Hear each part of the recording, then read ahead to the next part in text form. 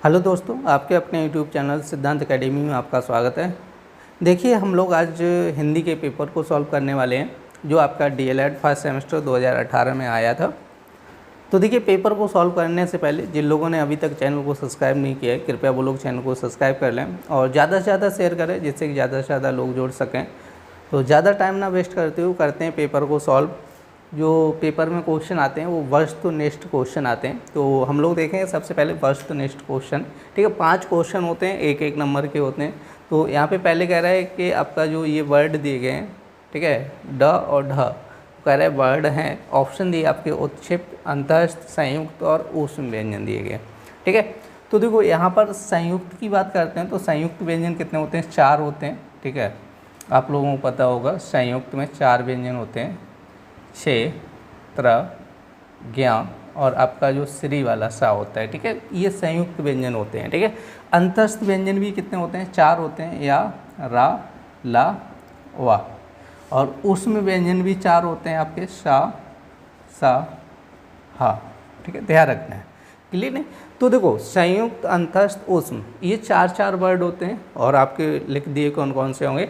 तो देखिए, इसमें तो आपका ये दोनों वर्ड आ नहीं रहे हैं, तो आपका आंसर हो जाएगा उत्क्षिप्त व्यंजन। ठीक है, उत्क्षिप्त व्यंजन में ये दोनों वर्ड आ जाते हैं, ड और ढ। ठीक है, ये चीज़ रखना है।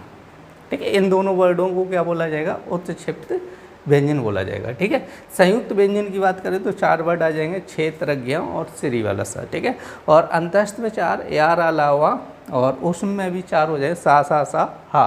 ठीक है, अब यहाँ पर कह रहे हैं कि सा का उच्चारण स्थान, ठीक है, क्या होगा? जैसे हम लोग सा बोल रहे हैं, सा। ठीक है, तो इस सा को बोलते हैं तो जीभ आपकी तालू से टच होती है। जैसे उच्चारण करके देखो, इसका सा बोलेंगे तो कहाँ पे टच होती है? तालू से टच होती है। ठीक है, तो इसको हम लोग क्या बोलेंगे? उच्चारण स्थल इसका कहाँ पे होगा? तालू से होगा। ठीक है, तो अब देखते हैं आगे जो थर्ड क्वेश्चन क्या दिया है। कह रहे हैं कि आनंद का विलोम बताइएगा। ठीक है, तो आनंद का जो विलोम बनता है वो होता है विषाद होता है। ठीक है, ध्यान रखना है कि आनंद का विलोम क्या हो जाएगा? विषाद हो जाएगा। अब चौथा क्वेश्चन दिया गया, कह रहा है कि शुद्ध वर्तनी वाला शब्द बताइएगा। शुद्ध वर्तनी वाला शब्द आपका हो जाएगा ये वाला। इस टाइप से जो भी श्रृंगार लिखा होता है ना, ये शुद्ध वर्तनी का वर्ड होता है। ठीक है, ये सभी श्रृंगार आपके, ठीक है, सही नहीं है। ठीक है, इसकी शुद्ध वर्तनी नहीं है। शुद्ध वर्तनी में ऐसे लिखा जाता है, आधा सा बनता है, ध्यान रखना है। ठीक है,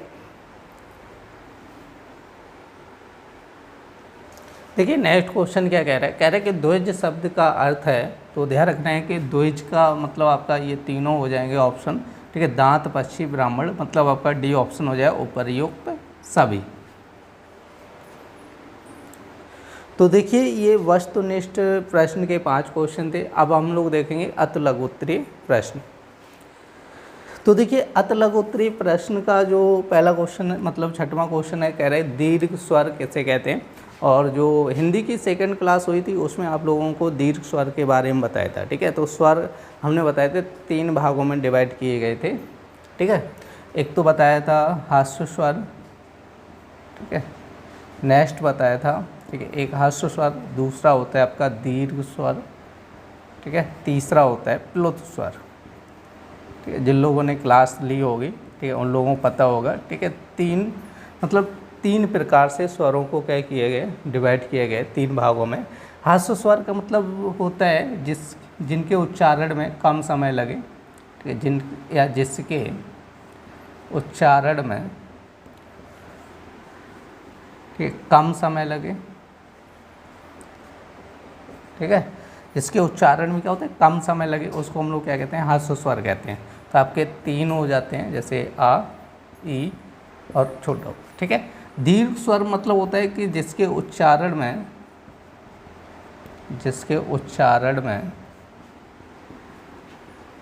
हास्यों से अधिक स्वर लगे, वो अधिक समय लगे।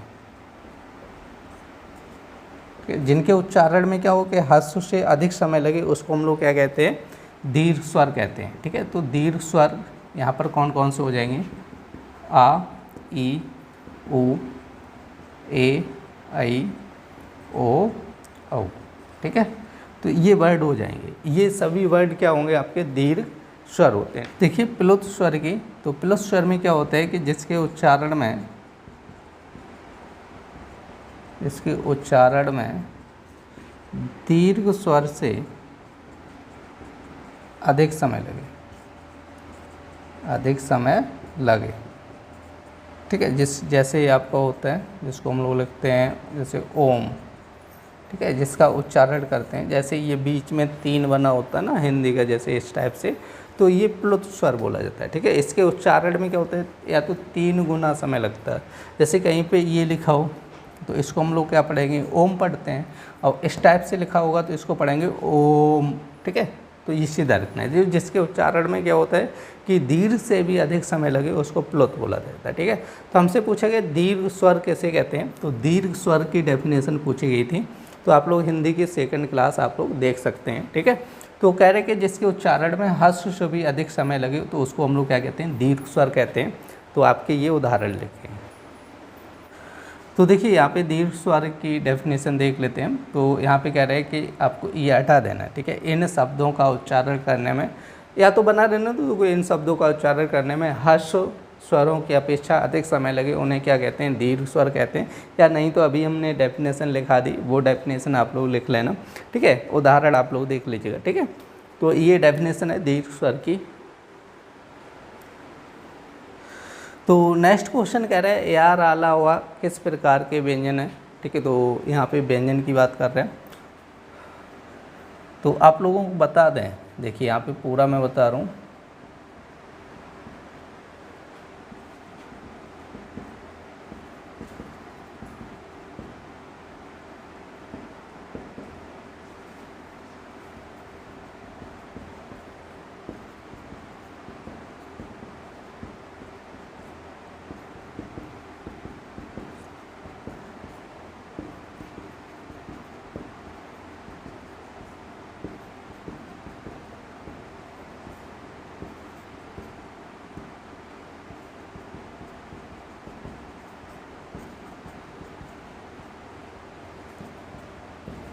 तो देखिए यहाँ पे हमने क्या किया, वर्णमाला लिखी, ठीक है। आपकी का से लेकर क्या तक वर्णमाला लिखी है। तो ये चीज़ ध्यान रखना है, इनको हम लोग क्या बोलते हैं, ये जो 1 2 3 4 5 लाइनें लिखी हैं, इनको बोला जाता है स्पर्श व्यंजन। इसको हम लोग क्या बोलते हैं, स्पर्श व्यंजन बोल देते हैं, ठीक है। जो 25 वर्ड होते हैं, कितने वर्ड होते हैं, 25। और ये जो पहला अक्षर होता है, ये आपका वर्ग होता है। जैसे पहला अक्षर यहाँ पे क्या है, का है, तो ये का वर्ग बोला जाएगा। जैसे ये चा वर्ग बोला जाएगा, और ये टा वर्ग बोला जाएगा, और ये ता वर्ग बोला जाएगा, ठीक है। और ये पा वर्ग बोला जाएगा, ठीक है, ध्यान रखना है। अब देखिए यार आला हुआ, ये आपके होते हैं, जो यार आला हुआ होता है, इनको बोला जाता है अंतस्थ व्यंजन, ठीक है। इनको हम लोग क्या बोलते हैं, अंतस्थ व्यंजन बोल देते हैं, ठीक है। सा ये होते हैं ऊष्म व्यंजन, क्लियर। इनको क्या बोलेंगे, ऊष्म व्यंजन। और देखो क्षेत्रज्ञ, और एक वर्ड और होता है श्री वाला, ये 4 वर्ड होते हैं आपके संयुक्त व्यंजन। ये 4 वर्ड क्या होते हैं, संयुक्त व्यंजन होते हैं, ठीक है। तो याद रखना कि ये आपके 25 वर्ड होते हैं, ये क्या बोले जाते हैं, स्पर्श व्यंजन बोले जाते हैं। और ये वर्ग बोले जाते हैं, जैसे का वर्ग, चा वर्ग, टा वर्ग, ता वर्ग, पा वर्ग, ठीक है। यार आला हुआ अंतस्थ व्यंजन हो जाते हैं। और सा हा क्या होता है, ऊष्म व्यंजन होता है, क्षेत्रज्ञ और श्री, ठीक है। सा, तो ये संयुक्त व्यंजन होते हैं, ठीक है। तो यार आला हुआ किस प्रकार का व्यंजन है, तो आप ध्यान रखना है अंतस्थ व्यंजन है।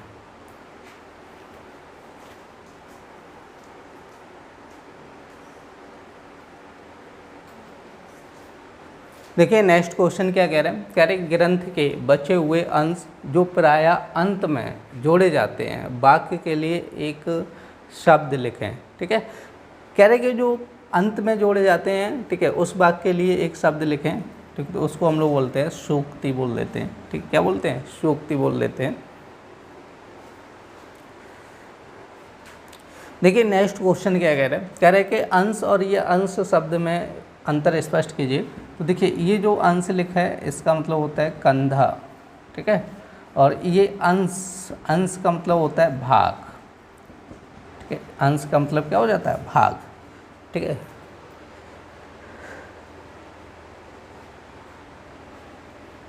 तो देखिए नेक्स्ट क्वेश्चन क्या कह रहे हैं कि अर्वाचीन और कह रहे उचित शब्द का विलोम लिखिएगा, तो यहाँ पर देखो विलोम पूछा गया, इसका विलोम होता है प्राचीन, ठीक है। और जो उचित का हो जाएगा, उचित का तो आप लोगों को पता होगा, इसको अनुचित बोल देते हैं। उचित का क्या हो जाता है? अनुचित हो जाता है। देखिए नेक्स्ट क्वेश्चन क्या कह रहा है, कह रहे हैं कि विस्मयादि बोधक चिन्ह का प्रयोग कब करते हैं। तो विस्मयादि बोधक चिन्ह का प्रयोग पूछा गया है, तो सबसे पहले लिखना है जैसे हर्ष, शोक और घृणा,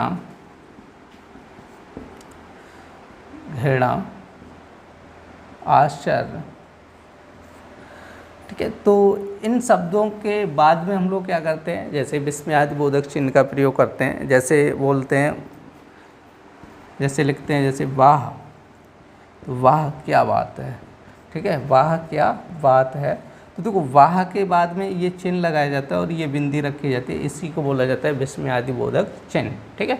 तो जैसे दुख की बात होती है, जैसे बोलते हैं हरे राम, ठीक है, तो हरे राम के पीछे क्या लगाएंगे, या हे राम कर लो, हे राम, जैसे हे राम के पीछे क्या लगाएंगे, ठीक है, विस्मयादि बोधक चिन्ह। जैसे हे राम बुरा हुआ, ठीक है, जैसे हे राम बुरा हुआ, ठीक है। तो यहाँ पे शोक की बात है, ठीक है, तो हे राम बुरा हुआ, तो हे राम के बाद में क्या लगाए, ये चिन्ह लगाए, तो इसी को बोला जाता है विस्मयादि बोधक चिन्ह।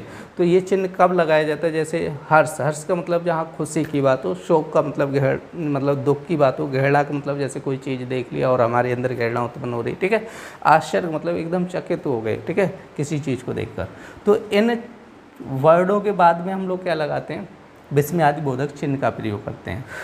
तो यहाँ पर देख लीजिए विस्मयादि बोधक चिन्ह की डेफिनेशन लिखा है, भय, शोक, घृणा, आश्चर्य आदि भाव को प्रकट करने वाले शब्दों में विस्मयादि बोधक चिन्ह का प्रयोग किया जाता है। जैसे लिखा हाय, हाय ये चिन्ह लगा, यह क्या हो गया, ठीक है, तो इसको बोला जाता है विस्मयादि बोधक। जैसे अरे तुम कब आए, ठीक है, तो इनको क्या बोला जाता है, विस्मयादि बोधक चिन्ह। तो ये डीएलएड फर्स्ट सेमेस्टर का हिंदी का 2018 का पेपर था। तो देखिए अभी पूरा पेपर सॉल्व नहीं हुआ है, अभी आपके अति लघुत्तरीय प्रश्न सॉल्व हुए हैं और लघुत्तरीय प्रश्न अभी आपके छूटे हैं जो नेक्स्ट क्लास में कंप्लीट कराए जाएंगे। और आप लोगों की यदि क्लास पसंद आई है तो कृपया लाइक करें और ज़्यादा से ज़्यादा शेयर करें, जिससे कि ज़्यादा से ज़्यादा लोग जुड़ सकें। फिर मिलते हैं ऐसी नेक्स्ट क्लास में, तब तक के लिए धन्यवाद।